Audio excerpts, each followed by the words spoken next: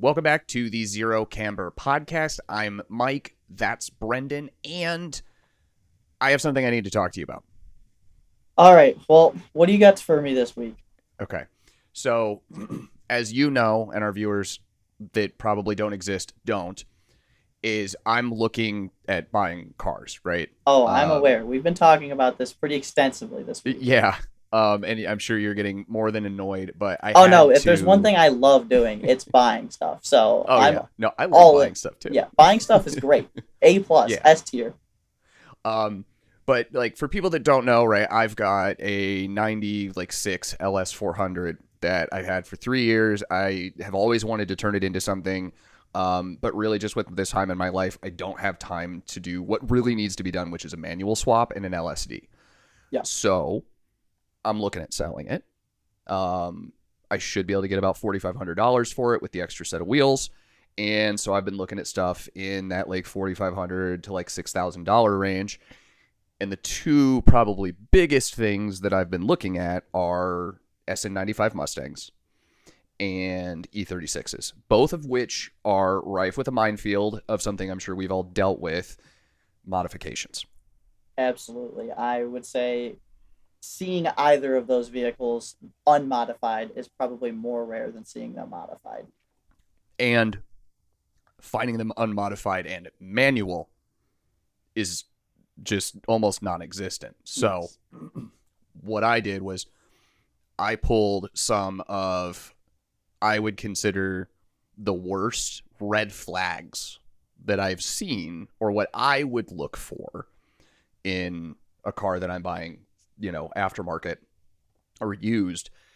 And I wanted to ask you, since you're kind of the expert on car modification here, if I'm right that these are red flags. And we can also give the viewers some things that maybe are red flags that I don't cover. So the first one is, and I think this is probably the easiest one, anytime I see a car that has an unpainted front splitter. That could be a red flag. I feel like it kind of depends. If you're looking at certain vehicles maybe that like maybe you're familiar with and like about like some of the aftermarket like kits and whatnot that are available for it. Now I would say if it's like the unpainted ABS black plastic eBay or Amazon front splitter, then yeah, I would say you're probably maybe in the right there. Uh So here's my logic. If it's got an unpainted front splitter, I know it's probably highest probability one of two things. One, they broke the previous one, which means they've been using it recklessly. Or two, they bought it because they intended to modify it and then never did, which means they never had the money to pull off paint and therefore was also probably done cheaply. right. So, And right, that's that kind was of my where logic. where I'm getting cuz like obviously if somebody puts like some kind of splitter on that is of decent quality and didn't get it painted, I could see maybe putting it on and like for test fitting and like they just didn't take it off and get it painted yet.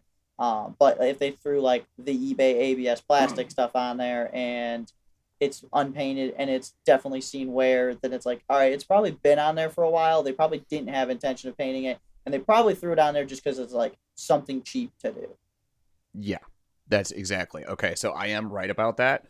Um, and of course, I have the Facebook link saved, so I'll put this in the video. You guys can see the specific car that spawned this. I think it was a 350Z, um, which I didn't talk to you about looking at those.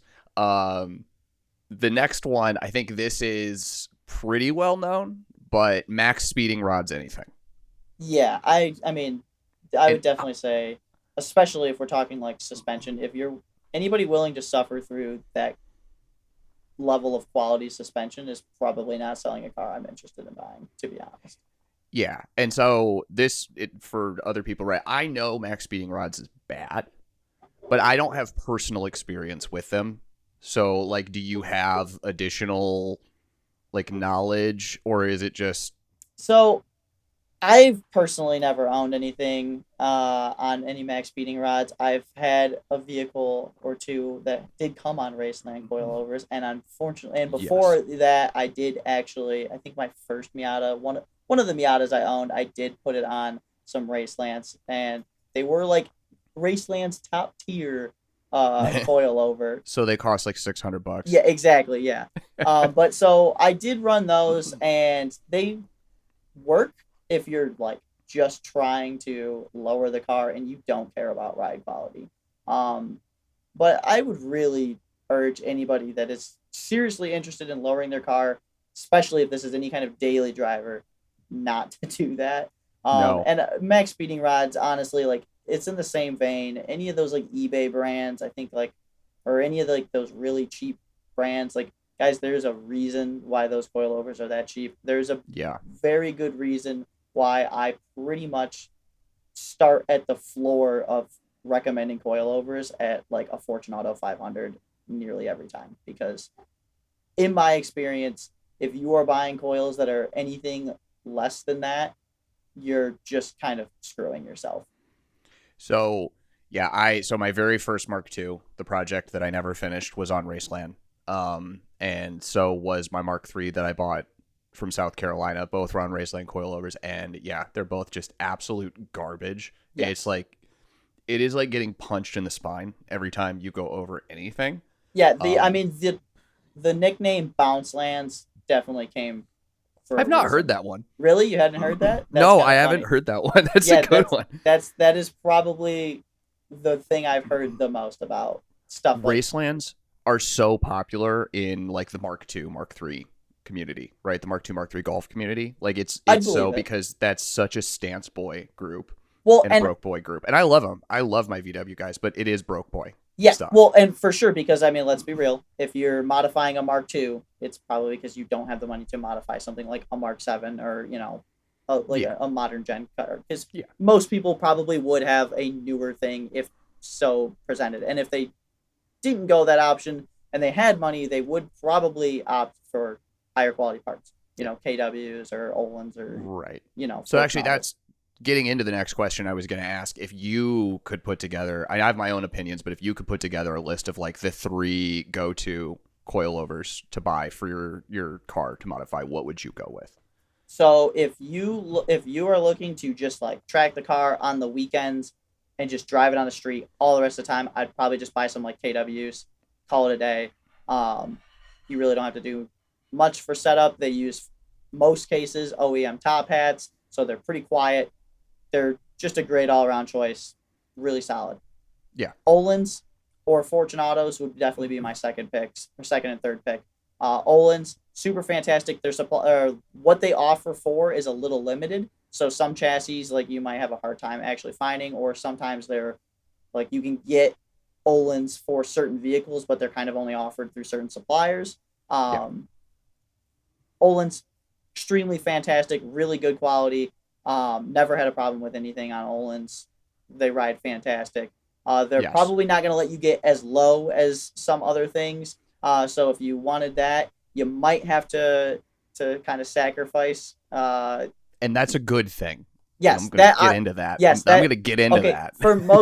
In most cases, yes, that is a good thing. Now, I will say I do have a little bit of a soft spot for just absolutely slamming shit. But then do it on bags. Yes. And I would definitely say if you're looking to actually be low for the purpose of being low, just go for bags. It's going to be a much more ideal experience. Yes. And then Fortunato, kind of like my roundabout pick. I think like if you're just looking for something like semi-affordable, that's like going to be good, that offers, you know, a lot of benefits, Fortunato 500 series is a great way to go. Yep. If you're looking to actually get something like a little bit more competent, 510s and 520s offer a lot for the money. And if you really need to, Fortunato does like full custom spec 2- and 3-way coils, and like they're located in the US. They have a fantastic warranty. Like, they are fantastic to work with. If you have any issues, just hit them up. They're absolutely fantastic. I would recommend Fortunes 100%. Yeah. So I'm going to go with the same, right? Like, if you're going to, Fortunato for me is like top of my list. The only complaint I have about Fortunato is outside of the 500s, they're much more limited in what they offer coilovers for. Yeah, for sure. I mean, to be fair, have as widespread of support, but they're also a small company, relatively. I will also say, if you contact them and you want a 520 for, like, let's say you have something, kind of random, right? You want 520 series or even 2 or 3 way for your LC 500, because I doubt Yep. that's on their listed on their site I as don't think something so. on I the don't shelf. think they even They do will 510, build them. 520s on an LS 400 either. No, probably not. But they will build them for you. If you Yeah. contact them, you can custom order them, and they will build them for you. If you have certain specs that you need, certain spring rates that you want, Yes. they have plenty of options to help you with that, and they will valve those dampers to the specs that you request. Yep. For you. So they're very versatile in that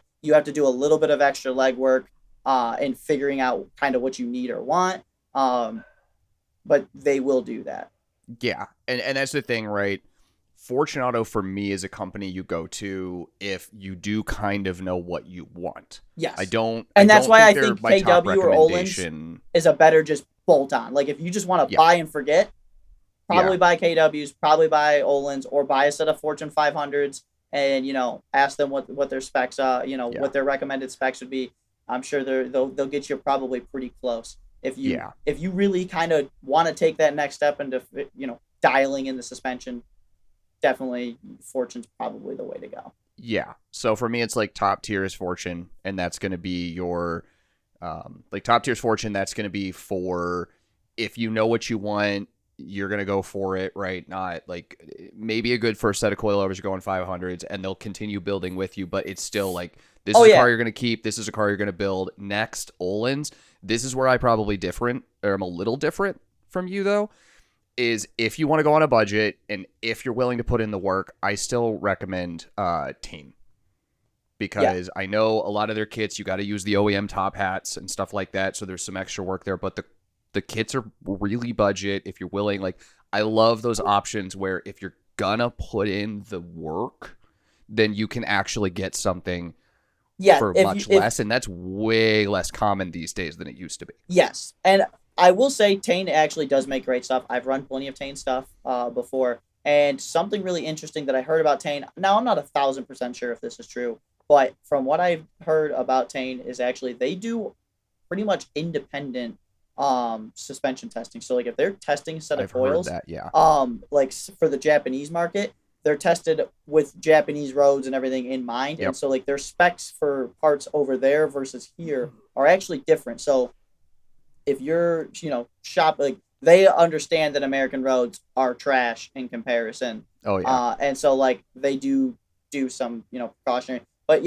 for a lot of the Tane stuff. And like, again, if you just want to have something that's like, I have a Civic and I want to drop it and I just want height adjustability, I don't really need a bunch of damping adjustability, they've got something, at the sub $1,000 mark for you. If you want, you can get closer to a Fortunato 500, obviously, by stepping up and getting other things, and be more affordable. And they're probably like my runner-up pick. Like if you're like, I can understand somebody buying a $3,500 Civic and not wanting to spend $2,000 on coils. I can understand not wanting to do that. But Tane is probably like where I would put my line in the sand. Like if you're going underneath that, you probably just shouldn't be buying coils. I would probably figure out a better suspension setup, strut and spring, or honestly figure out really where you want to be, because if it's not worth it to you to modify that car, you probably shouldn't be spending money on it. I would completely agree. And I think for the sake of brevity, so I don't go too far off on a tangent, we will talk about lowering cars at a different time. Yeah, I think we could have a whole episode on just exactly. As much as I want to, I'm gonna restrain myself right now. We'll save that for the future. So my next one on the list, this was a big. I'm calling out a specific tuner here, not on purpose, but because they were the example. But it's RK Tunes, right? This was shown on a car. I looked it up. I was like, who the hell is this? I looked it up. It's some dude, I guess he's semi-established remote tuner. And that gets to me for a big thing is remote tuners in general. If I see that on your build, I am staying away, because at least what I know, if you're not going to somebody who can physically get in that car and drive it, that wants to do a custom tune for you, right? Because it's not just like a stage 1 kit or a stage 2 kit you bought from them. It's not touching it. I think that's just a huge hazard. So I'm gonna disagree. Okay. remote tuning, not so much a problem, especially if this isn't the first thing that you've had tuned. I really wouldn't be concerned about remote tuning, because you're sending usually to get remote tuning done. You're taking data logs and you're sending them back and forth with the tuner, and so they're reviewing all of the data. And whether they're in the car or not in the car, the data is the data. So Okay. if they're looking at a fuel map, there's nothing they're going to see in the car that they're not going to see. The laptop is the same. It's showing you the same information whether you're in the passenger seat or whether they're in Bermuda. So It doesn't matter. so what you're saying is like the data is the data, drivability necessarily the way you're feeling it, like that's not going to diverge too much. Yeah, that's not going to diverge Okay. too much whether they're tuning you, right there in the passenger seat, or if they're tuning you from their desk at home on the other side of the Okay. country. Now, where I would say tuning is something to be wary of is usually when you find stuff that's either open source tune, where somebody is tuning things themselves, or Yeah. if like they're tuning and they're only using off the shelf tunes. This is where I would be a little concerned, and especially as a Subaru guy, right? That Yeah. is where I would say like stuff like FRS, BRZ, ZN60, Mhm. C6 chassis. Looking at stuff like open flash tablets where somebody could get in there and they start messing with stuff themselves. Yeah.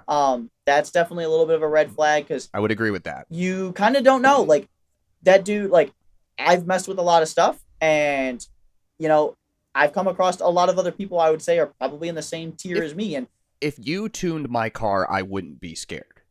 If some of the people in our group chats tuned cars, I'd be scared. so yeah, I mean that's where it kind of comes to, like, I know what I can do, and if I tune something and I blow it up and I'm the one stuck with it, that's kind of fine. But Right. to do that and then Sell it. and then sell it, it's kind of like, I don't know. And now granted, if Okay. I'd been like, hey, listen, I tuned this, but it's been running the same tune for 2 years. I've got these data logs. If you have any problems, let me know and I'll try and help you through it. I can see that. But if it's like, yeah, man, I just tuned it myself 3 months ago. It's on a fresh build. It's got 3,000 miles on it. Yeah, I probably wouldn't be too enthusiastic about that. Right. And another step forward with that too is like the off the shelf tunes, like I mentioned, like Subaru especially. Like a lot of times people will just throw like a Cobb off the shelf tune on it, right? Yeah. So it's the Cobb Stage 1, Cobb Stage 2. Because everybody just buys an access port, tosses it in there, and does it. And an access port is fine. An access port is a great tool that allows for a lot of functionality, but if mistreated, it can really get you into some shitty situations. And so let me ask a leading question to clarify. Mhm. My understanding with like an off-the-shelf tune is if I, for example, right, I had a bone stock 08, 09 WRX. Yep. And I threw the tune on just like the basic stage 1, right? That's probably okay because I haven't screwed with anything else, right? This tune has a lot of miles on it. It has some experience. I haven't messed with a bunch of other things that could potentially interfere with what they were tuning for. Yeah, so that's probably the safest point that an off-the-shelf tune is going to be. The problem is, like, now granted, if you are running a, let's say you have that 2010 STI, right? And you put a Cobb intake on it, a Cobb exhaust, and you run all of the Cobb components, because, now granted, I'm not 100% sure, but I would assume that Cobb is probably doing their testing with their own parts. Yeah, if that's exactly I was Cobb, what I was getting at. That's what I would be doing, right? I would be tuning with the intention of these people running my parts. So in doing so, there's no way for you to know without actually doing the testing, right? If a Cobb header flows air at a certain, rate that, maybe a Killer B header does, or a Tome header. And so now if you start putting this tune on and you start changing stuff, and like, yes, you have a header, but you don't have Cobb's header. Well, that you so might now start your airflows are different, right? And so you can have some variance there, and even in a stock car, there's variance between every car. There's a motor with 100,000 miles on it that's driven by you versus a motor with 100,000 miles that's driven by me. Probably two entirely different wear cycles. That That was going to be the next part I was going to ask is part of the reason why it's still iffy because you just don't know what the state of the motor is. Well, so you have that, and then every car is different. Even if you build two EJs with the exact same parts and put them Yeah. together the exact same way, you're not going to end up with the exact same compression number. You're not going to end up with the exact same power and torque figures. Like, you're going to be in a range. You're going to be pretty close. Like, you could say an EJ with X parts is going to make X power to X power, right? That's a fair statement. But to say that I can put this together and it's always going to make 350, it's not going to happen. Yeah, and sometimes that's the concern. and okay. not to mention, like, for instance, if I sell you an off-the-shelf tune, right, and this is that Stage 2 tune, the guy running that Stage 2 tune in Michigan versus in Colorado, it's two different variables. You have entirely different humidity, entirely different, air density. There's so many variables when it comes to tuning. And granted, Which, of course, that's only going to be valid really in the context of like if you're pushing the limits, right? Which in some cases these tunes are. Well, and so that's kind of the thing, right? Is because the whole point of tuning is to squeeze that margin. So when the OEMs sell you a car, there's the reason why you can drive it in Michigan and Colorado and Florida and all that and never have to worry about the tune is because they leave 15 to 20% margin. That's why you can go pick up an EcoBoost truck and you can flash tune it and just pick up 90 wheel because there's so much margin there for error that it can run like that. Well, and let's talk about specifically because you have the Subaru experience and it's such a common thing to talk about is the FA torque dip. Yeah. So, like, what, in your opinion, is going on with that, right? Like, why would that be there? What's the... I mean, that's kind of there just in general due to emissions things, due to some other things. But you can pretty much... You could tune with running E85. You can pretty much almost eliminate it entirely. And E85 in a header, you'll almost you'll never experience it. So like it's rather easy to fix that torque dip, and everybody really tweaks out about that torque dip. It's really like 11 to 20 foot-pounds difference. And it's just kind of abysmal to drive. Yeah, like I felt it, right? I've and you can if you're like and... you can if you're at the point where you're like if you're shifting early, you're doing that 5K shift, it's going to drop you right in that dip. If you're actually ringing it out and you're really pushing it, you're on the other side of it almost every time. Yeah. So, it kind of really depends, again, on drivability. How are you driving? What kind of situations are you in? But that is a thing that, like, you could pretty easily, get rid of. But again, now we're talking about squeezing that margin. And so if we're squeezing this margin, now you no longer have that 15 to 20%. So now, if you want that margin to be 5%, well, now that puts either that Colorado tune or that Florida tune, that those types of climates kind of starts to become harder to compensate for those variables. You could tune a car in Florida, take it to Colorado, you're up at, a mile high, it's dry air, and now you start having... You could have a car that'll run 10s in Florida all day long, and you could take it to Colorado, and you're probably going to be, you could run 11s. Yeah. Like, you're going to be struggling. Okay. So, moral of the story is remote tunes may be fine. Remote tune is fine if you're getting a proper tune. The big thing, get a proper tune. And before you start making modifications, especially if you are unfamiliar with what you're doing, actually reach out to your tuner, the person who is going to be tuning your car, ask them for advice. They're going to be the best people to ask. If your tuner is somebody who tunes on Motec, they're going to guide you to go on Motec because that's what they know, that's what they're good at. And if they've had experience with parts, there might be a header that will make 2 horsepower more. But if this guy is tuned 100 cars on that header, he knows what your EGTs are going to look like coming out of that. He knows what to expect, and it's much safer, much easier to run those parts and run with that experience. So, myth busted on my end. So maybe be less scared of that. But leading into the next one, which is tangential to this, particularly as I'm looking at two things, right? E36s and SN95s. SN95s, you see this a lot. And again, I'm calling out a specific part because it's indicative of an issue. I saw a Rolling Thunder crank. So to me, I see like necessarily whatever, it's a different crank. That's fine. it's I start seeing things with the name like Rolling Thunder, and I'm immediately taking a step back because this gets sort of into this American tuning style where they're shooting for super low B cams and pushing for right kind of a high power but bad drivability in overall in an engine. And so I'm curious, like, your opinion on these sort of parts within the American car modification subset that seem to just be targeted towards people who want to run raucous exhaust and sort of a really loud idle, but maybe could be affecting drivability. Yeah, so and you can definitely get stuff like that. Um, Kind of in the same vein of like how a lot of the Japanese tuning scene, right, is like, or the European tuning stages, like they're all about stages, right? Like you're Yeah. like, oh, stage 2, stage 3. Like, what Yeah, does that yeah, mean, yeah. right? It doesn't, just whatever. But Yep. with the American side of things, you'll kind of see.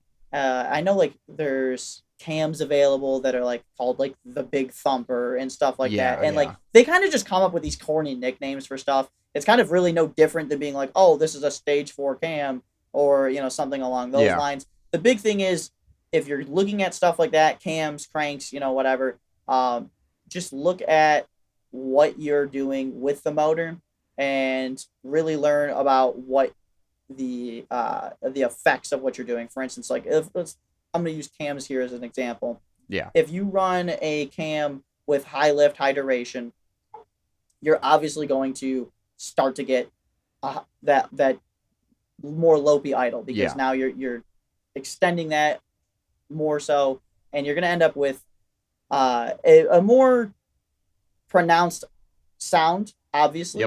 Yep. But an engine that is bringing in such air like that is going to obviously struggle when it's not Yeah. getting that air. If it's not open, wide open throttle where it can actually take advantage of that extra Yes. lift and duration, you're definitely going to affect drivability. So Yep. there's numbers you can kind of play with, like for instance, like on Subarus, most people really don't go beyond like a 272, cam. Now, granted, Hmm. there are companies out there that make 274 or Yeah. 276 and Yep. even above cams. But now you start getting into like, well, now you're not really you're going to shift your power band up.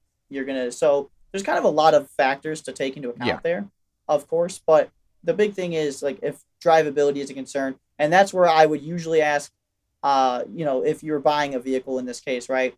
If they've had engine work done, maybe try and find out either A, if they have receipts and parts lists so you can verify what part number, so you actually know what cam is in this thing. Yes. That way you can actually go and look and be like, okay, well, I've had, 3 of these before, and I know that a cam with this kind of duration and this kind of stuff, it's gonna ride like shit, or it's gonna have, it's gonna be real kind of down low, but up top it'll scream. And if you're Right. not looking to, if you're looking for something streetable and fun, you probably don't want something that's gonna Right. be, And garbage so on the low end. maybe the takeaway, right, and like the thing that I get from that is this is I start seeing words like that and I go, okay, this is a car that is being built for something that doesn't really match the sort of the rest of the use. So right, so if Yeah. I'm looking at a car, it's caged, it's got a fully built like 410 rear end,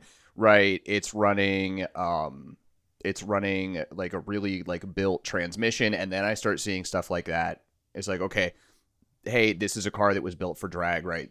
That's sort of where this is going. But when I see a Mustang that's just got we've got the aftermarket injectors and the Rolling Thunder crank, and then it's like rat ass interior and it's running a manual with no work done, that to me is where the red flag goes up. It is like, okay, you don't know what the hell you're doing. You're just trying to Yeah, build so you something could that you think is cool, the same way that like a Civic guy is like, yeah, put cherry bombs on. Like that's how it reads to me. Yeah, and you could definitely have like, I mean, a situation where maybe that dude, was driving it as something he wanted to turn into a drag car, wanted to build, right? And Yeah. then like the engine blew up and he decided he was going to do a rebuild on it, spent But some now you're money, driving someone's and project, right. Well, and exactly. And which is a red flag. which in itself, yeah, is a red flag. But yeah, I mean, you might end up in a situation where, or maybe they thought that was going to be something that was going to be better. And like I said, that's kind of where you need to like look at and verify Yeah. specs to see if that's something that's like, okay, well, how drastically is drivability probably going to be affected by this? Yeah. And kind of just play it by ear and go from there. But yeah, I would say anytime you start getting into anything internal wise, especially if you're not looking to have something be a project or like have something that's like probably going to be doing more than just Hmm. street driving or daily driving, I would definitely say like internal work is probably a good thing to be cautious about. Yeah. And so that's sort of hits my last one that it's because I'm trying not to do I'm trying not to just list the typical red flags, like I know what I got, or the video, or like the Yeah, because first we thing all on know. Marketplace is a video of a dude doing a two-step, and you're like, come on. It's kind of getting to my last one is like, okay, so tuners, rolling thunder crank, right? And then just mention of like, oh hey, I did big injectors or cold air intake, or right, they're mentioning engine work with no mention of a tune. That's kind of on the follow up, right? I did this mechanical work, but I've done nothing to the tuning, especially for like right for electronically fuel injected car, right? This maybe Yeah. isn't true for uh, older stuff, but for an electronically fuel injected car, to have mention of doing especially fuel side work or ignition side work and not actually doing a tune afterwards, that's another like, hey, you are working on the engine, you don't know what the hell you're doing. Like to me, that's another red flag where I'm like, I don't think I want this. Yeah, and that is probably 100% a pretty safe. Anything that's like somebody just throwing stuff at stuff. Now, I would say you kind of can have a bit of flexibility on this depending on what vehicles we're talking about and also what mods we're talking about, right? Like if somebody threw a slightly larger injector in, probably not too big of a deal, even though like something might not be scaled. If you had like say an STI and you just toss like some 550 or 650 cc injectors in. Um, Probably not the end of the world. You're probably going to run a little rich. I wouldn't be Yeah. surprised if it ended up throwing a rich code, and you should definitely tune for that. Yes. But it's probably not the end of the world. Now, if you just dump like some 1,000 cc injectors in there, I'd be impressed if it ran without a tune. Right. Right. But The like, the infamous just needs a tune yeah, exactly. statement, which is the final boss of red flags on a Facebook Marketplace post. 100%. Runs just needs a tune. Yeah, yeah. Nothing I've ever seen that just needs a tune only ever needed a tune. Yeah. So, yeah, for sure. I mean, some things I'd be more worried about than others. Um, and I'd be honest, if you're looking at cars with the intention of buying something for, a daily drive or something like that, then I would say I would try and steer away from somebody who's like, yeah, the last three pictures of my listing are the mod list. Because Yeah. somebody who's just kind of been going down. Now, if you go to look at a car and like they've got a bunch of stuff and they're like, oh, listen, like I replaced these motor mounts because they were bad with, the, I can understand stuff like that, but it's kind of going to be a case by case basis, of course, per listing or what you're looking at. But you're really going to find that the people who kind of just throw stuff and like they have 3 or 4 pages of mod lists. Yep. Most of the time, if you start reading through those lists, The mod list with the price next to it. yeah, that's almost always like they're kind of That's trying to be like, yeah, I'm gonna tax yeah. you for the money I spent. Mm-hmm. Um, but yeah, you're gonna find that a lot of that is people just kind of throw a ton of money at something, and sometimes when they're buying parts in mass like that, they Yeah. usually start slipping somewhere along the lines. Like you're gonna find, like, oh yeah, well, you spent all the money here, and then you can see where you probably ran out of money, and you Yep. needed to get this thing back together. So, Yep. it's just something Which to be wary about. which like for people who don't know, right? The difference in what you and I are good at when it comes to cars is I don't do engines. I've never done engines. I don't really care that much about engines. And so I like right like I've naturally been more of a Euro guy Yep. for a long time. I like JDM a little bit. And you don't see a ton of power modification on Euros. If anything, it's like, hey, I turboed this. They're not usually showing a bunch of cam work and header work, and like they may be doing some of it, but in the Euro space, it's more like, yeah, I took this E36 and I swapped in an M50, Yeah. right? I mean, So or it's even in like modern terms, right? Like I know a lot of people are really turning up, a lot of the newer BMWs, B58s, S58s, stuff like that. yeah, But like a lot of that, it's like they're doing it just stock block. Like I haven't really seen like Yes. a lot of people like yeah like we're totally tearing this down and changing cams Yes. and rods and pistons and all this other stuff. Like they're just And like that's the American thing. yeah That's the USDM, like yeah especially on the tuner side, is it's engine stuff, well and and I don't know that at all. yeah for sure like if you're a Mustang guy or a Camaro guy like you're definitely like yeah I'm tearing this apart putting a cam in it I'm doing Yeah. I'm putting a blower on it 358 with the Holly, and and they start talking, and I'm like, this is gibberish to me. yeah Um, but then on the other side, right, like I know suspension. I know I've done vehicle dynamics yeah and tire dynamics for a long time. I know suspension. So and I think this is for me where it becomes more and less scary, and why I red flag so hard on engine related stuff is I can just take off your crappy suspension and you probably didn't ruin the car. yeah Right? Okay, E36, you might have blown the rear strut towers, and that's going to be a problem. There's a couple cars that have issues like that, but more or less, if you put on a crappy suspension, I can just replace a crappy suspension. If you built a bad engine, that's a ticking time bomb well that's and going to ruin this car and cost a lot more money. and that is kind of where you get into like you're probably at the same level of fucked in a way. Like obviously you Yeah. can't drive a car with suspension that's gone, but No. you can't do that with a blown engine either. The No. biggest difference is if you blow an engine, it's probably costing you $5,000 to $10,000, if not Yes. more. Versus like if you completely, if you fly over a curb at 60 miles an hour and just destroy every arm under the rear of your As long as your the car, subframe's fine. yeah, you could just Or buy new arms and the it's going to frame, cost yeah. you maybe a couple $1,000s after Yeah. you replace all Yeah. that and you go get an alignment and you call it a day. And if you've driven in the Rust Belt, you know very, very well that you can absolutely drive a car on the road with a blown suspension. Oh, 100%. I would People say do it all the time. I would say 30% at Yeah. least of cars on the Rust Belt have blown suspension. If you have ever seen a 90s Taurus, you know they have a built-in Carolina squat going on 90% of the They time. from absolutely do. the blown springs, and they just bounce ass the whole way down the highway. Runner up would be like a Buick Lucerne. Oh, God, yeah. Or Yeah. same thing. Yeah. They're also always just Yeah. sagging ass everywhere they go. Yep. But yeah, so basically the gist of it is, if you are buying on Marketplace, like we already know the basic red flags, but for me, right, like bad body work or undone body work, right, can scream bad project that didn't get appropriate money. Yep. Bad parts, especially in suspension, like buy Fortunato, buy Olin's, buy Teen, right? Yep. For tuners, go with, like, if you see a car that's been tuned, remote tuner or a local tuner, like that's good. Car tuned, good. Car tuned with off the shelf tune, bad. And in the same vein, car with engine work that hasn't been tuned, if we're talking something that's a little newer and is utilizing more of like an actual electronic fuel injection system or any other like actually computer managed engine system, that's kind of another red flag there. So that seems like basically make sure the car's tuned, make sure it's got like decent parts, and look it's sort of at the exterior. And if you really do see like just not necessarily unfinished body work, but especially I think unfinished body kits can be a big red flag.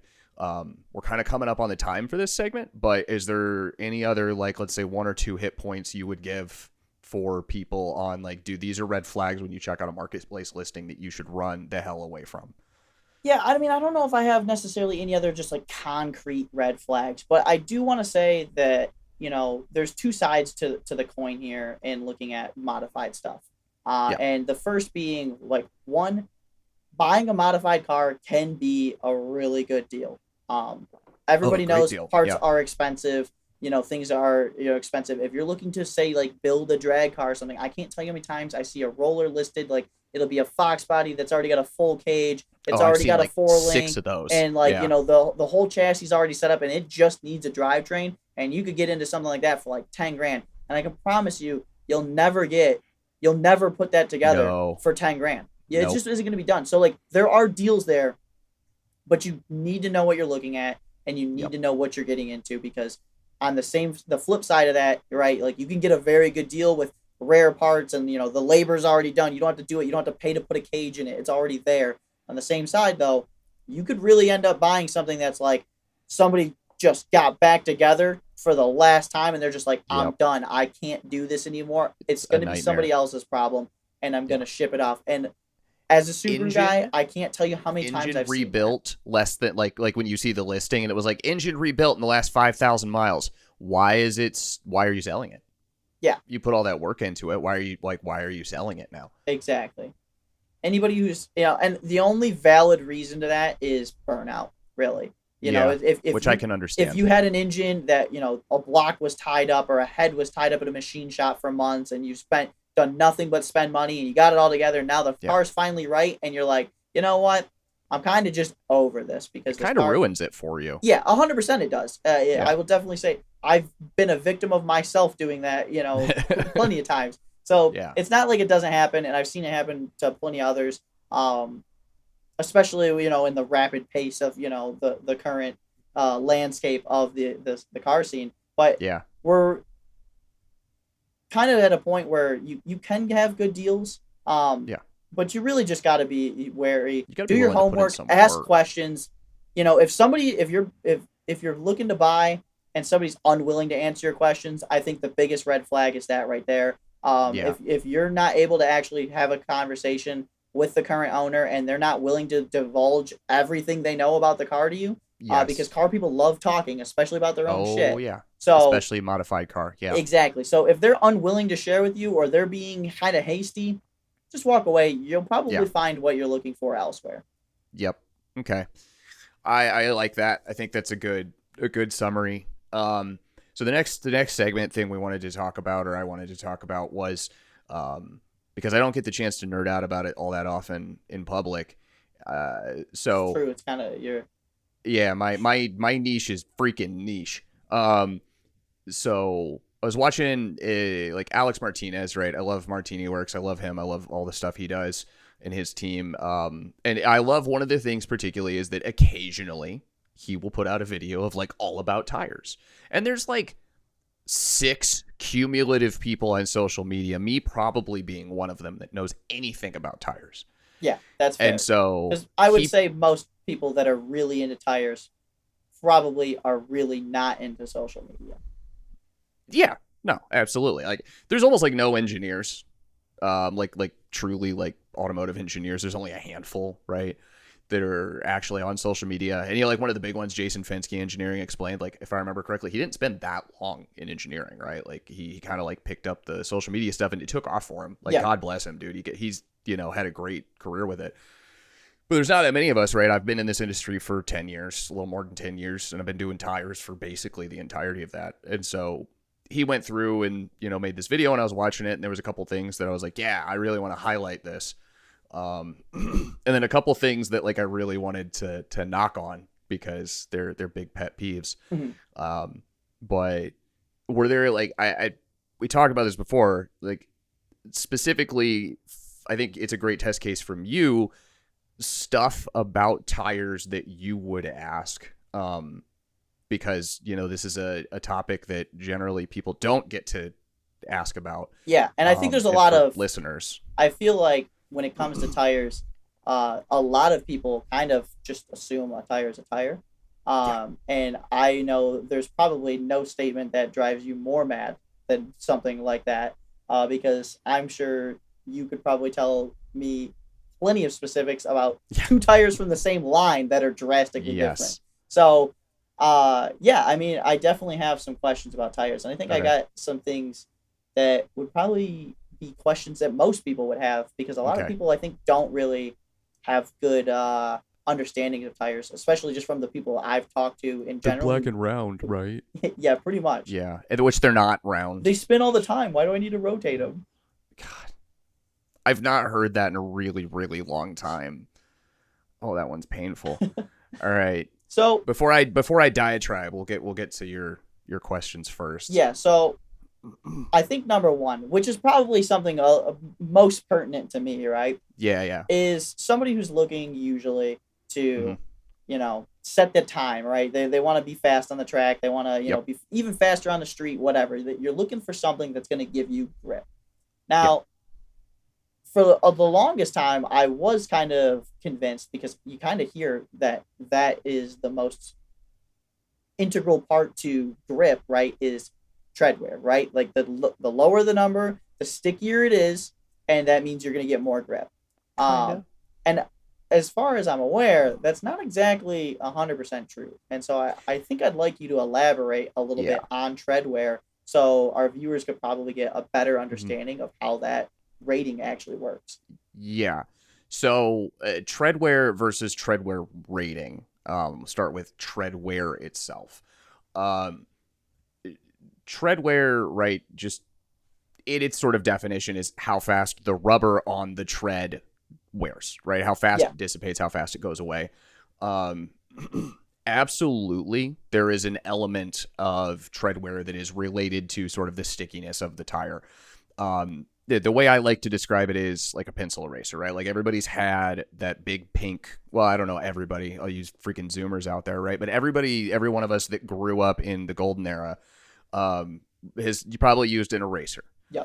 And you think about it, you take that eraser, you drag it across the page, and some of it comes off, right? Because that's what it's doing is as it's gripping those bonds, right? The bonds in the rubber are being stressed and they will eventually break. Yep. And as much as I'm not a compounder in a lot of ways, as you have a super sticky compound, a super grippy compound, I should say, not sticky, a super grippy compound, that's going to induce additional stress, and the bonds at the chemical level will eventually break. You also have sort of a mechanical tearing that can occur, and so that's where you sort of get the abrasion, right? And then you have the heat element, right? They get super hot, and then that also sort of fundamentally changes that rubber, and it'll want to abrade. So in a way, yes, super sticky tire, bad wear. That's something you can just assume. Particularly like summer tire compounds tend to be very, very bad for wear. All season compounds tend to be decent. People have been complaining a lot, I know recently, especially tires they get like from the factory on their car, about like bad wear, and that's not a grip thing. That's a rolling resistance thing and a tread depth thing in a lot of ways. And so to get to how I would break it down with respect to wear versus the other targets is if you are going out and you are buying a slick, right? You are like, hey, this is a pure track car. Yeah. I'm not operating in a like a rule set that requires a 200 TW tire or something like that, right? I can Yeah, use like slicks. we're talking like a Mickey Thompson Street ET, something like along those lines. Yeah. So those tires are like, right, some like Hoosier sells some, Michelin sells some, like slicks. These tires are actually generally going to last a really long time. And that's because there's no pattern features, right? There's nothing on it. It's just pure, right? It's pretty much just pure rubber, and they tend to be very flat. Yeah. And so they wear very evenly in general, especially because vehicles that are set up to actually use a slick when you corner tends to be pretty flat, right? So you're actually wearing fairly evenly across the the goal is to use as much of the tire as possible, and so exactly. you should ideally have a pretty flat wear curve across the tire. Exactly. The reality is for most passenger car tires, right, summer tires, and when I say passenger car tires, right, I'm talking like Sport Cup 2s even, right? Pilot Sport 4Ss, Conti Sport Contact 6, Eagle F1s, Pirelli PZ, all these summer tires you would think of. Yeah. They add in pattern features, right? And that's where you get sipes and grooves and all the stuff that makes a tire look like a tire. And those serve pretty much the distinct function of getting water away from the tire. And that's right because of hydroplaning. As your tire rolls over a wet surface, eventually it will reach a point where you get a film that is between the tire and the road, and there's literally no contact. Yeah. And that's because there's nowhere for that water to go. Right. It's if you actually think about like an ice skate, right? The way an ice skate functions as that blade cuts across the ice, it adds a bunch of pressure and that creates a film of water, and that's why it's super slippery. I've actually seen. Go ahead. I was gonna say, and my thought in comparison here was kind of being, the mechanical head, right? Is, the same way a film of oil coats the bearings inside of your engine. Yes. It's functioning the exact same way. It's exactly. It's exactly basically the same thing. And so you have to add these features that evacuate water. Right. And so that's why something like a Sport Cup 2, which has very little featuring, it's got some wet resistance, but not much. some sort of hydroplaning, but not a ton. I have been on a Mustang at the Michelin Lorenz Proving Grounds on a Sport Cup 2, and on a basic low-speed handling track spun out at 25 miles an hour. And that's, I think it was like a millimeter of water, right? Yep. Very little water, basically just a standard wet road. So tons of grip, no hydroplaning resistance. That tire is also going to wear pretty evenly, even though it's got tons of grip, because you don't have the pattern features. And you think about, going back to the example of the eraser. If I take that eraser and I lay it nice and flat on the long side and I drag it along, it's going to have a lot of grip and it's not going to pull as much. But if you took that eraser and you put it up on the tip and then you hold it, hold it kind of at the end and pull, you might break it. Similar thing is happening at the pattern, because all those edges that are necessary to evacuate the water to get grip in different conditions are weak points. Yeah, they're stress risers. And those can wear. And so if you've ever had like a summer tire and all season, you've done extreme handling on it, you'll see sort of like a feathering behavior at the shoulder. And that's because it pulls at that edge first, and that tends to wear out pretty quickly. So from a wear perspective, right, just the more features you add, the sort of the faster it's going to wear. But then those also tend to get into all seasons and things like that, which are running different compounds that tend to be softer. So there's all these different factors, and all this stuff goes into tread wear. So yeah, not necessarily actually some of the best wearing tires are going to be the grippiest stuff. Right. It's just, just not going to work that way. So on the tread wear point though, tread wear rating, because I know that's the big one that racers want to know. Tread wear rating is garbage. It's completely useless. People think tread wear rating means that the tire was sent off to a central lab with a master database, and it was tested against the single reference, and we know that it's going to be exactly sort of this point, and that's not how it is. It's largely self-certified according to, I believe it's an FMVSS procedure. It's been a while since I've had to deal with it. And it's usually certified within sort of a pattern family. And so you'll say, hey, this is a 200 tread wear tire, but that's against a reference tire. And then another tire is against a reference tire at a different company, and they're using different surfaces. So different abrasions, right? Because a super rough surface versus a super smooth surface is going to wear differently.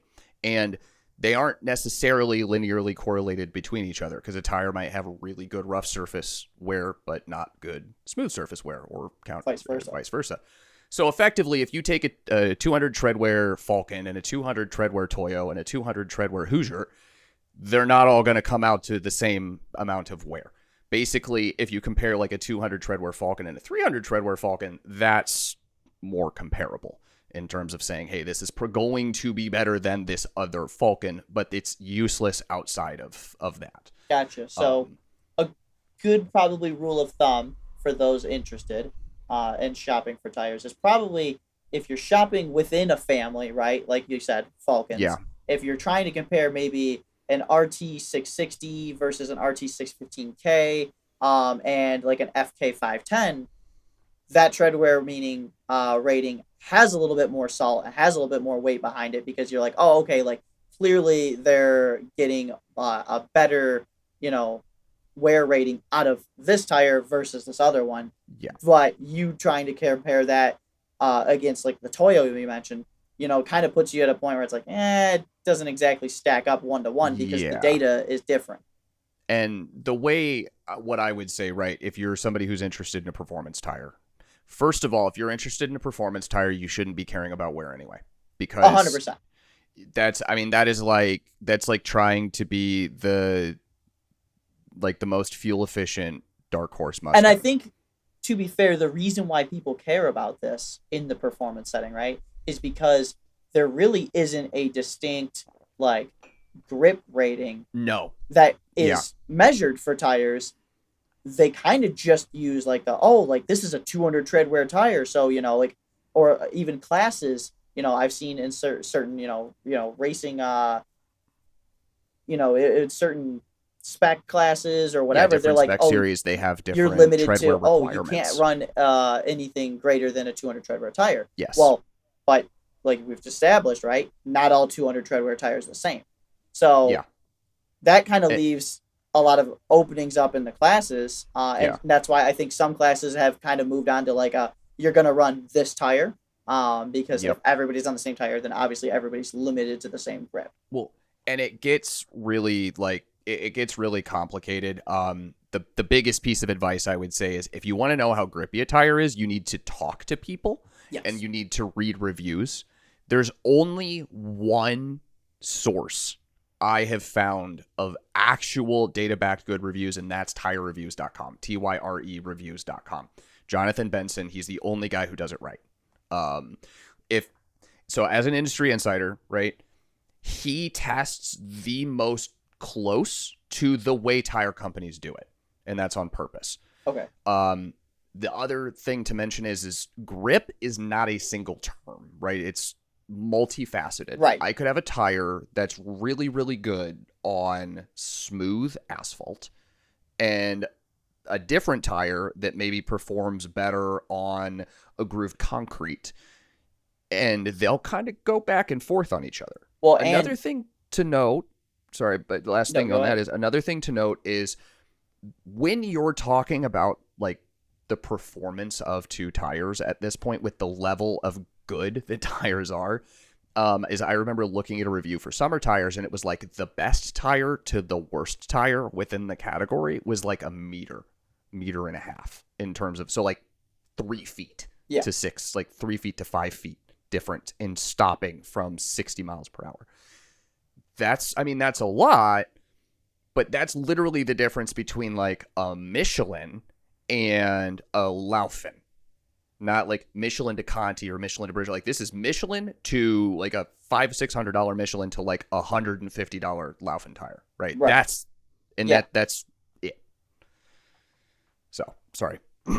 So I think you could even say too, like the grip for performance, right? The standards at which you want a tire to grip in even different forms of motorsport Yep. is entirely different. Obviously, Yes. a tire that's good at grip or good grip for a Mhm. drag car is not going to be the same as something that's going to be for a Yeah. road course car. Because Totally obviously, and that kind of leads into a second question of mine. In a drag car, you actually want that tire to have a little bit of flex, so that way you can actually kind of bite in and Yep. get off the line. Whereas on a car that you're running road course or you're doing time attack, something along those lines, Yeah. you actually want something with a decent tire profile or sidewall that actually has some rigidity there, so you actually have better cornering aspects. And something about that I kind of have a question about, because I'm curious, is does the like shrinking the sidewall and adding that rigidity only affect that rigidity and like the harshness, or can you have a tire that has a low profile or a low, or a smaller sidewall and not have it be a completely atrocious ride? So yes, you can absolutely have a decent ride on a lower sidewall.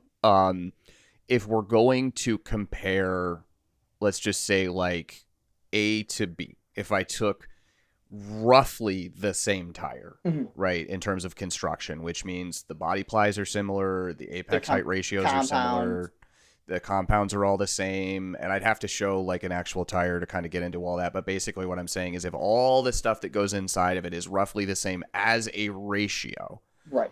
and I have a wider, like a thinner sidewall versus a taller sidewall, the taller sidewall tire is going to perform better on average, at least for certain parts of comfort, because comfort can be broken down into a stiffness comfort and a damping comfort, basically. Because tires, just like your your spring damper setup work both sort of work as springs and dampers at the same time. Yep.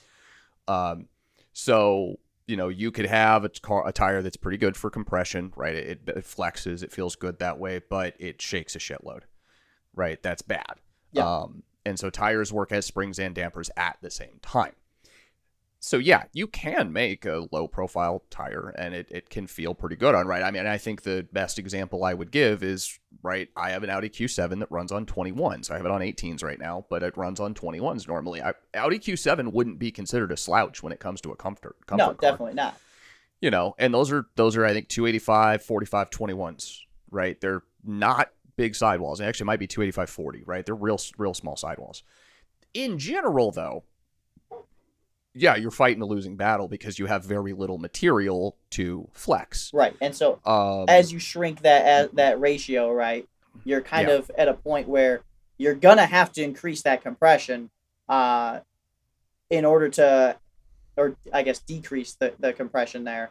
So that way you don't have as much give, which is going to increase harshness. Yeah. And so like a thing to consider if like we keep it in a track focus sort of area is curbs, right? Big wheel, small sidewall. You hit that curb, there is not as much distance, literal distance, that it can travel before it collapses. And you collapse, you pinch, tire gone, you're screwed, right? So you don't want that to happen. Right. So to avoid that, you have to add back a bunch of stiffness, right, into that sidewall to make sure that it doesn't pinch. And so that, that can kind of be a massive issue. And so even if you could make it more comfortable, now you've sacrificed durability in that way. And that's the balancing act of tires. So sort of getting back to like the main question, in general, larger wheel means bad. Like larger wheel with respect to the tire OD is going to be a negative for ride. Gotcha. And it's going to be oftentimes a positive for handling insofar as you think of handling as directness. Right. So basically the way a tire kind of works in terms of handling, like the very basics, is you have your contact, right? And your tire sits on your contact patch. I'm trying to aim that at my camera. As you steer into the wheel, right, that's going to want to turn left and right. But the tire itself is actually gripped to the road. Right. And so what you do is you put a torque on the tire. And when you put that torque on the tire, it will take a certain amount of spin, right? A certain amount of revolutions for it to catch up. The stiffer that sidewall is, the stiffer that sort of belt package is, the faster it will catch up, and that's called relaxation length. So if you have a really low sidewall tire, it's just naturally going to be kind of stiff. It's going to take a little less time. You steer, it's going to be more direct. It's going to feel more direct. And so that's generally positive handling.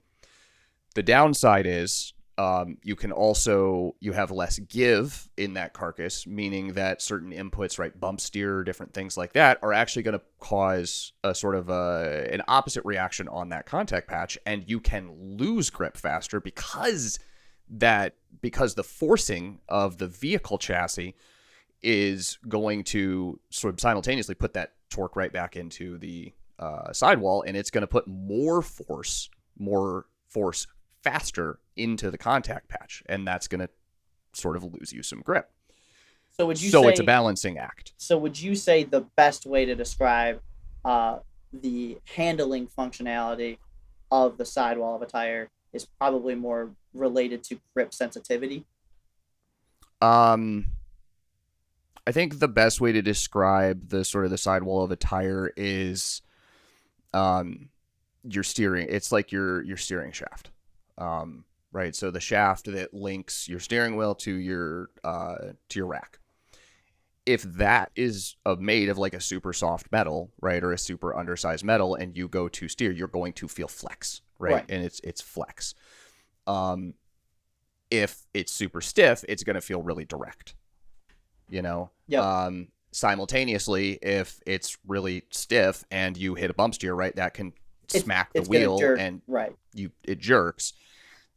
Except in this case, instead of it being you holding the wheel, it's your tire holding the ground. So that's the way I would sort of describe in terms of the major impact of sidewall stiffness on, or the sidewall on handling, is it is basically the spring stiffness of the connection between your car and the ground, Okay. if that makes sense. Yeah, definitely. Well, and so I think that leads me into my final Mhm. uh, question that I have for you, Yeah. and that is, you often see, big trucks, right? Everybody, Yeah. especially Michigan, Midwest, Yeah. people think that like, oh, we deal with winters. You need to have a Hmm. truck. You need to have, and most people, they get a truck. What do? They slap some big old all terrains or mud terrains Off-road on there, tires. because Yeah. you got to have, if you have a truck, it's got to look and Hmm. feel like a truck. Yes. So now I've always kind of thought that, as far as like winter goes, right? Obviously, Hmm. if you're driving in the winter, you ideally want a winter tire compound, because that is going to be the most advantageous for those conditions. That's kind of the whole Yes. point of a winter tire. So, Pretty in much. that, are all terrains or mud terrains actually pretty decent at handling winter conditions? Like, should you run a dedicated winter on your truck, or is it worth, are mud terrains or all terrains actually capable of that winter duty cycle? So the first thing to mention is there is a sidewall marking that you can get through basically a certification called Three Peak Mountain Snowflake. If you I don't know if you've ever seen it on a I sidewall, have it's seen that. literally a three peak mountain and a snowflake. It's called that. That's what we call it. It's silly when I think about it.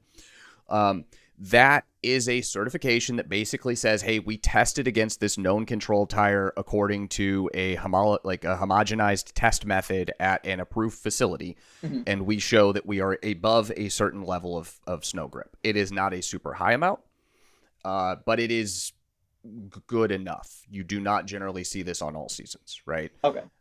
I would say all seasons to all terrains. I tend to see it more on an all terrain Three Peak Mountain Snowflake capability. They aren't all, but more. So, Yeah.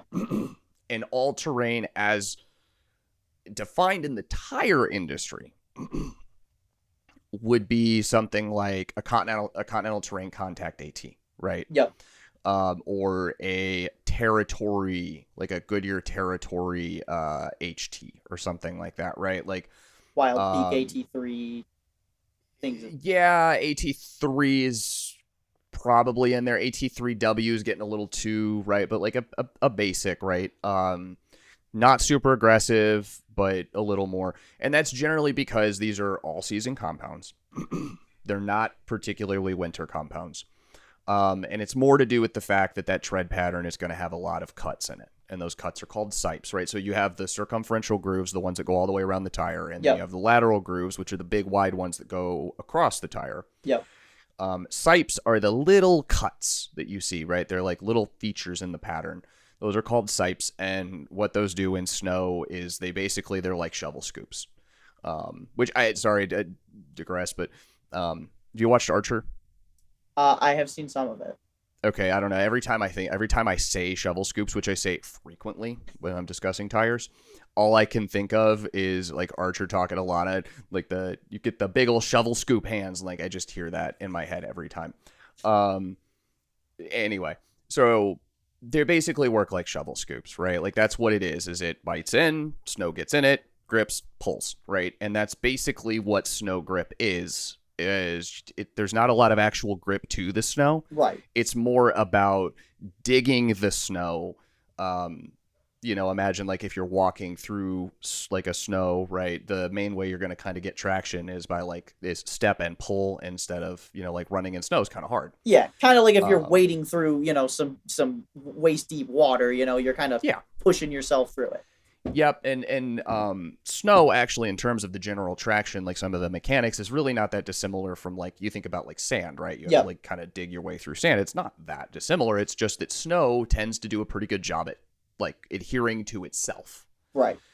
So you want sort of a tire that tends to grab that snow, and then that snow pushes on that snow, and that's sort of what moves you forward.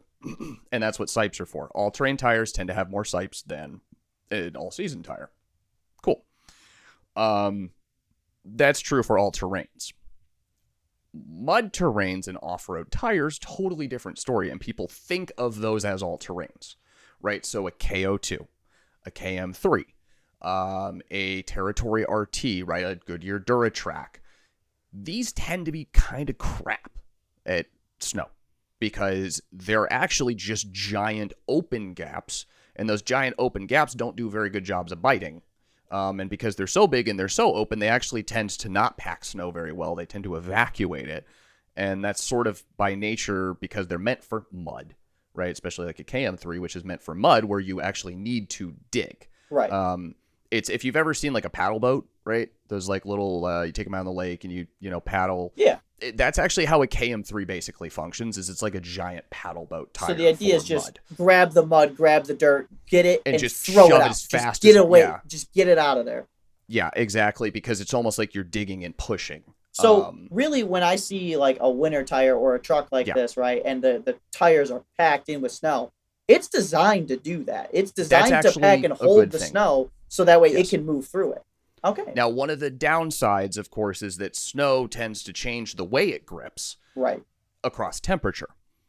The closer you are to 32, the wetter snow is. The wetter snow is, the more likely you are to end up with a scenario where you actually end up creating hydroplaning, right? So that water evacuation. So if you're totally packed with snow and you never evacuate it, right, you can actually end up being worse off because now you're just getting a water film between the two layers and there's no grip. And so it got us to evacuate some so that it can continue to scoop. Right.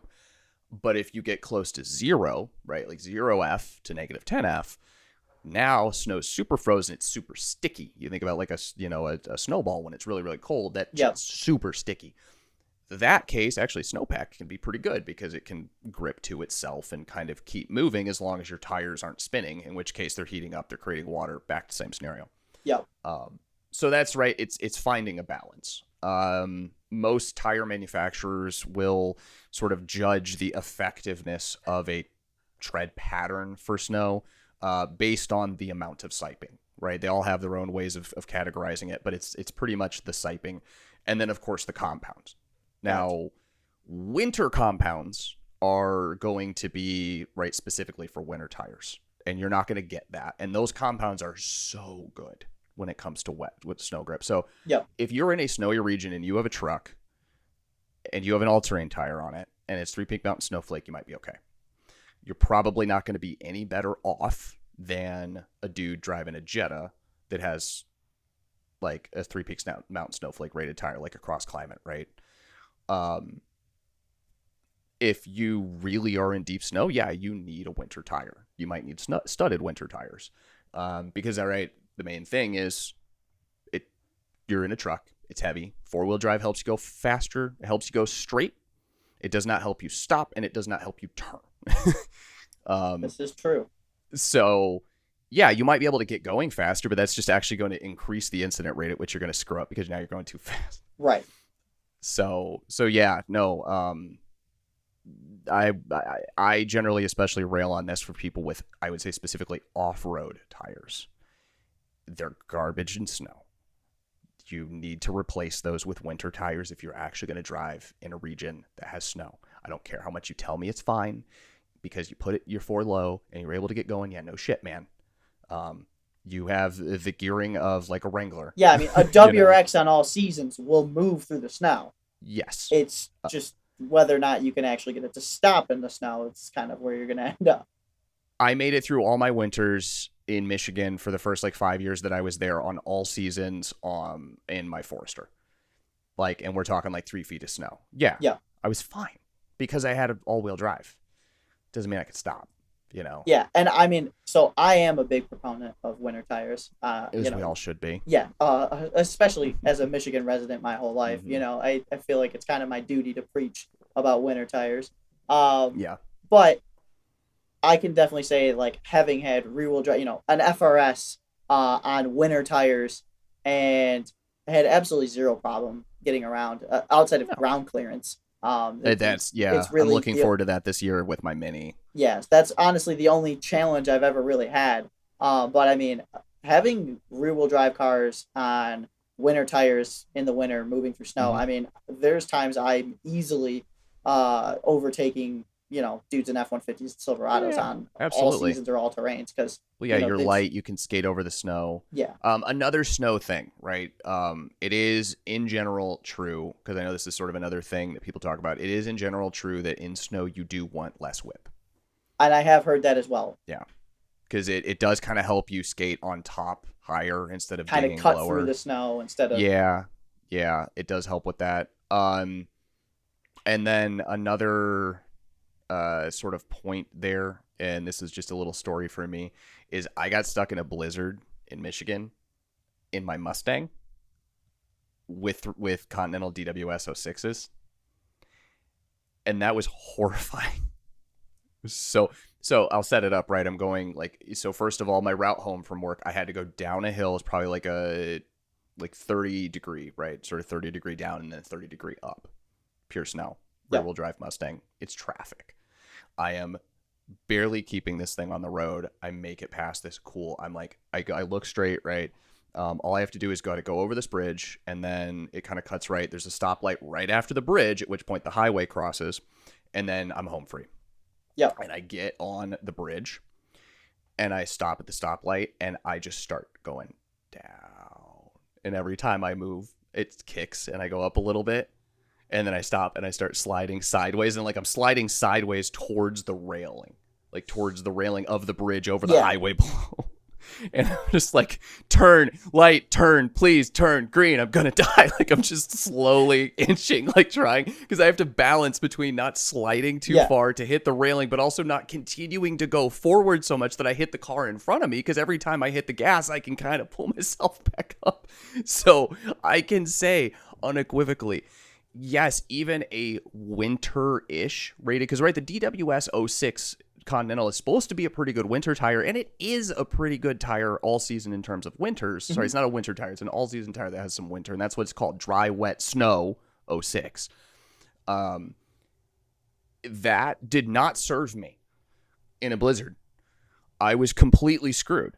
So, yes, I can unequivocally say, if you have an all-season tire, even one that's supposed to be pretty good in snow, it's not going to be very good in snow when you're actually in the thick of it, like a blizzard, which can happen at any time in a northern state. 100%. Yeah, I mean, you're not going to be like, oh, there's a blizzard tomorrow, so let me go and pick up the winners, and change from your all-season. You should probably just run the winners. Yes, and that's I had another situation in the same place I was living when I was at work, and I had to come home, and I was in my Mark III, and I was on Proxies, which, for anybody who doesn't know, is a summer tire. And yeah, there's no traction, right? Yeah. You have no traction on a summer tire. Basically, the reality is, physically, a summer tire, the compound literally basically turns to, not glass, but it turns solid. So for every rubber, you have what's called the glass transition temperature. Mm-hmm. And I'm sure you've probably seen, people take a bouncy ball and then they freeze it with dry ice or whatever, and then they throw it and it shatters. Yeah. That's literally what your summer tire compounds do when you go below 40 to 38 to 42 degrees. It literally starts turning solid. Yeah. And if you drive that thing, it will break. Literally break. Yeah. Your tread it doesn't wear, it breaks. It cracks. And this is true, big thing for people. If you have a car on summers and it drops below 42 overnight, and then you drive it before it gets back up over that temp, you just ruined your tire. And I'm not talking it's, Mike's being too... No, I mean, literally you ruined your tire. That thing could have a catastrophic separation event at any point in the future, because you have no idea how much damage you did to that tread. This is very interesting, and yet also quite terrifying, because I can't tell you how many times in my younger years that I was adamant that I only needed to be on a summer tire, and I'm capable of driving anything, and I've driven on a slammed Miata on AO48s through snow. I have been on R888Rs. I've been on a lot of tires that should have never seen snow. And I mean, don't get me wrong, I have turned some 30-minute drives into a 2-hour drive home. Oh yeah. because of being on the wrong tire, which is why I Mm-hmm. became such a huge proponent of winters. Yeah. But yeah, I that is kind of terrifying, and I would assume as it gets cold, and especially as you go drive, obviously you're going to change through friction the temperature of those tires, and so now you're probably really messing with the structure of that compound. As you're thermal cycling, it can, yeah, like, I mean, that'll warm up. That's good, right? It'll Yeah, warm up. That gives a little more pliability, right? But yeah, it does do permanent damage. And I know we're kind of at the end of time here, but it reminded me of one last thing to discuss, sort of in that realm, is run flat tires, right? hmm, Or tires that have been ran low, because it's the same function yep, basically. I see this on Twitter a lot, and if we're talking about damaging your tire permanently, I think it's worth mentioning. If your tire was underinflated, and when I say underinflated, I don't mean flat. I'm going to say this here, right? That sort of people will go and they'll look like, oh, that tire looks low, I should add air to it. I'm going to tell you right now, if your tire looks low, it's probably dangerously low. If your tires are supposed to be inflated to like 35 and it looks low, it's probably 12. Tires hold their shape dramatically well even at low temps. So when I say underinflated, I mean your TPMS light came on, which is yeah, 30% for people. Actually, camera's 25 or 30, right? It's like 25 or 30% under. If you're running under that temperature, or sorry, under that pressure, you are adding significantly increased heat stress to the sidewall and to the body cords, which is in your sidewall, right? yep, That is going to potentially do permanent damage to and that. can cause a cord separation and blowout. And this is the thing, people, right? They're like, oh, my tire just blew out, I didn't hit anything. I was like, well, yeah, but you might have driven it underinflated 4 months ago for too long and did Yep. damage. And if you don't dismount it, you're not going to see it. Because I've seen all these tires, I've seen them come back, right? And it's almost like you've got like a black dust inside the tire. And having changed tires, I can't You've tell you probably how seen many it. times I've pulled a tire out and you see that. And that's sidewall. That's your inside sidewall and your inner liner just completely abrading away. That is a tire that's been ran underinflated. If you see that, that's exactly what it is. And the same is true for run flat tires. So the way that a run flat tire basically works, right, is you have your sidewall and then they take a big super hard strip of rubber and they stick it against the inner sidewall. And it's literally just like a super hard ass piece of rubber. Yep. And so when it's ran flat, right, even underinflated, right, this is the thing people don't know, is a run flat does not just engage when it's flat. It engages at any point It's when the underinflated. tire gets underinflated. So you can ride a run flat tire at like half pressure, not flat, half pressure, and you probably destroyed the run flat insert. Meaning, if that ever goes like flat, you're not going to get 50 miles. And that's where people complain. They're like, oh, it's supposed to go 50 miles, right? It's supposed to be rated for that. I was like, yeah, okay, it's rated at 50 miles at 50 miles per hour. If you've never screwed it up before, and Right. you probably But did. because you drove around for 3 months with your tire pressure light on and you were too lazy because it was cold out, Yep. you now actually severely damaged it, and that's Yes. why you got 22 miles out of Yes. your run flat. Yeah, absolutely. Absolutely. And yeah, even running it low, like just like, hey, it's cold out and it's a little bit low, that can damage a tire. Yeah, and Um, that's extremely interesting because I personally have zero experience with run flats. I've I have them changed a on my few, Mini. but I love them. I've never actually ran a run flat tire. So because Run flat tires are awesome. If you haven't, they're awesome. I love run flat tires. It's for two reasons. One, I love the added extra security of the fact that I yeah, know if I ever do have like a puncture, I'm like, I don't have to get out and change the tire. Of course, I have a Mini, which means there's no space for a tire, so it's literally just my run flats. Like if I didn't have run flats, I'd be screwed. right, But two, run flats by nature add a whole crap load of stiffness to the sidewall, so they tend to steer really, really directly. So I like, is it a something I would take on the track? No. But for your daily driver that you want to be fun, run flat tires, especially to me, they add a huge level of extra security. And they just by nature are going to be stiffer and better steering tires. If you want to know who makes the best run flats, it's Bridgestone. Bridgestone makes the best run flats hands down. I have driven Bridgestone run flat tires that will hold the full like 50 miles, and have, I would call, like a less than quarter point, sort of in an SAE scale, which basically means like less than a trained driver can notice, or at the level a trained driver can notice, degradation in ride.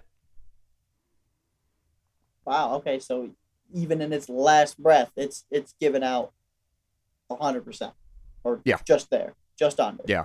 Yeah. And actually, one of the cool things, I could nerd out about this forever, which is why I have to stop. But if you look at the edge, if you look at the sidewall of a Bridgestone run flat, you'll notice that it has these like standoffs, right? They almost look like fins on the side. It's literally because it induces turbulence around the outside of the tire, which of course is bad for fuel economy, but it's convective heat transfer. So it pulls it pulls heat away from the tire and makes the run flat last longer when it's running. That's interesting. Literally just making it have a little bit more drag on the sidewall is like, hey, we can pull some heat away from this and it'll last longer, which allows us to minimize the insert size, and it makes it more comfortable. Huh. It's cool shit. That is some very cool shit. And if you guys want to know more cool shit about tires, you should definitely go on over to Twitter and find Mike at Mike Grobex, because that's where he's going to be at most of the time. And if you want unhinged opinions about Pokemon and other people's cars, as well as insights into how to modify your car, you should follow at Whooper2Real. It's Whooper number 2 Real. Whooper number 2 Real. At Whooper2Real on Twitter and Instagram. Do you have a TikTok? I do have a TikTok, but I don't use it.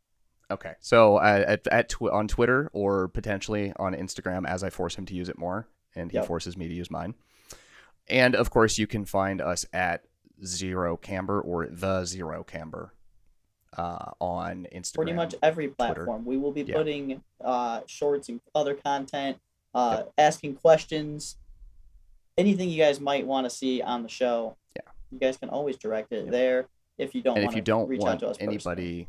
And if you don't want me or Brennan here trying to ham-fist questions in that we think might be interesting for you guys to have answered, you can just ask yourself, and then we'll answer them, because that's what we're here to do. That is the perfect opportunity for you guys to have your questions answered. So with that, guys, I think we've got the end of our 3rd episode here. I think so. All right. Well, fantastic. I hope you guys all have a great night, and we'll see you in the next one.